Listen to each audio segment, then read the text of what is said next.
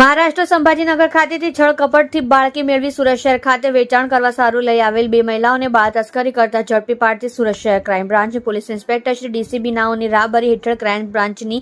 અલગ અલગ ટીમના માણસો સાથે વર્કઆઉટમાં હતા. દરમિયાન ક્રાઇમ બ્રાન્ચના પોલીસ માણસોને હકીકત મળી આવેલ કે બે મહિલાઓ એક નવજાત બાળકીને કોઈક જગ્યાએથી લઈ આવી સુરત શહેરમાં વેચવા માટે પ્રયત્નો કરી રહેલ છે. વગેરે મતલબની હકીકત આધારે બાતમી ખરાઈ કરી તારીખ 30/1/2024 રોજ Surat Ved road Vishramnagar society plot number 196-197 માં આવેલ Rander park apartment flat number G2 માંથી નીચે મુજબની બે મહિલાઓને ઝડપી પાડવામાં આવેલ છે અને તેઓ પાસેથી એક નાની બાળકી ઉંમર વર્ષ 10 દિવસની મળી આવેલ હતી. જે મળી આવેલ બાળકીના જન્મ બાબતેના હોસ્પિટલના કાગળો કે અન્ય પુરાવા રજૂ કરવા જણાવતા તેઓએ કોઈ સંતોષકારક જવાબ આપેલ ન હતો. જેથી બંને મહિલાઓને યુક્તિ પ્રયુક્તિથી પૂછપરછ કરતા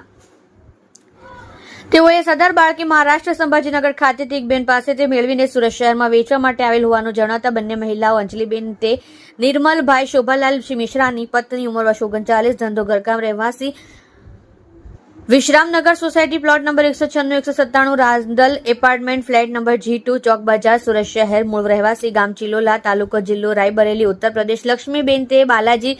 રકમાજી સોનવણેની પત્ની ઉંમર વર્ષ 44 ધંધો સાડી કટિંગનો રહેવાસી P1 સુમન વંદન પ્રધાનમંત્રી આવાસ વણકલા જહાંગીરપુરા સુરત શહેર મૂળ રહેઠાણ ગામ કુંડન તાલુકો શિલ્લોડ જિલ્લો સંભાજીનગર ઔરંગાબાદ મહારાષ્ટ્ર વિરુદ્ધમાં ચોક બજાર પોલીસ સ્ટેશનમાં ગુનો નોંધી કાયદેસરની કાર્યવાહી કરવામાં આવી.